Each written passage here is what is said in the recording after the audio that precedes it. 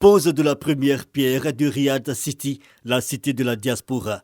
Et sur ce site de 28 hectares à Elokati, commune de Benjéville, cette cité de plus de 4400 appartements de 4 pièces bâtis sur 144 immeubles R+7 sortira de terre dans 36 mois. Le projet Riyad City est porté par un groupe saoudien aidé de partenaires ivoiriens. L'installation d'administration administrative pour les ingénieurs est déjà prête.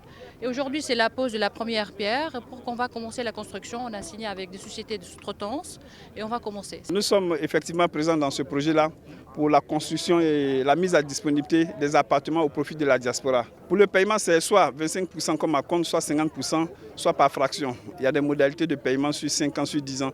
Ça dépend des quotités cessibles. Un projet immobilier qui s'inscrit dans le programme présidentiel de logements sociaux et économiques. Il a été conçu par des jeunes Ivoiriens résidant à l'étranger. Selon Enza Kamara, le consul de Côte d'Ivoire aux États-Unis, la cible première, c'est la diaspora, mais le projet est ouvert aux souscripteurs vivant et travaillant en Côte d'Ivoire. Puisqu'il a été conçu et mis en œuvre par des jeunes Ivoiriens résidant à l'étranger, pour des Ivoiriens de toutes catégories sociales, vivant également à l'étranger, et même s'il reste ouvert à des souscripteurs habitants et travaillant en Côte d'Ivoire. Ces jeunes qui font aujourd'hui la fierté du pays ont répondu sans calcul aucun et avec empressement à l'appel de son Excellence Monsieur le Président de la République, Alassane Ouattara, qui a toujours exhorté les diasporas ivoiriennes répandues un peu partout dans le monde à revenir, mettre leur expertise et leurs compétences multiformes au service de la Côte d'Ivoire et de leurs compatriotes. Le ministère d'État, par la voix de ses représentants, ministère des Affaires étrangères, de l'intégration africaine et de la diaspora, valide cette initiative qui vise à aider le gouvernement dans sa politique de logement pour tous. Pour l'État de Côte d'Ivoire, il s'agit là d'un argument supplémentaire pour inciter nos concitoyens des États-Unis et du Canada à venir investir dans leur pays. Ce projet immobilier intervient dans le cadre de 2 mémorandums d'entente entre des partenaires et le ministère d'État, ministère des Affaires étrangères, lors du Forum d'affaires et d'investissement Côte d'Ivoire-Amérique du Nord, et d'autre part, entre le ministère de la Construction, du Logement et de l'Urbanisme et ses partenaires. C'est dans la pure tradition que les Indiens résidant en Côte d'Ivoire célèbrent le jour de la République de l'Inde. Le 26 janvier donne lieu à une célébration culturelle grandiose. Cette date marque également l'entrée en vigueur de la Constitution indienne. C'est une grande joie de se retrouver ici parmi nos concitoyens et dans la République de Côte d'Ivoire que nous aimons beaucoup. 74e année de célébration de notre Constitution.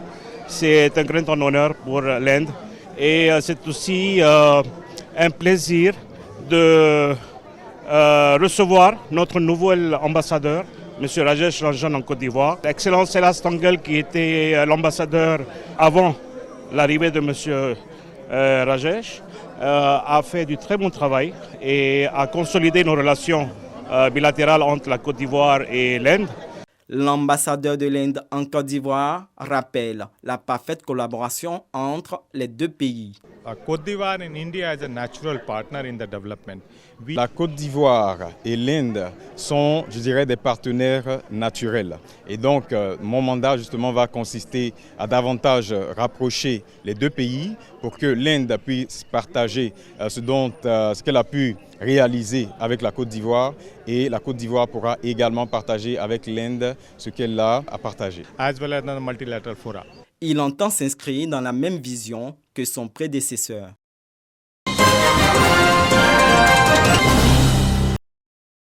Ces femmes, originaires de Sénématiali, dans la région du Poro, s'exercent à la pratique du batik, ou l'art au moyen de teinture d'imprimer des motifs sur tissu. Nous sommes à la première édition du Festival des Arts et de la Culture de Sénématiali. C'est une initiative de la Fondation Sénang en vue de valoriser les atouts culturels et artistiques du peuple sénoufo, mais surtout favoriser l'autonomisation des femmes. Un atelier des femmes, pour leur apprendre à faire la teinture et du batik, c'est effectivement rechercher l'autonomisation de la femme.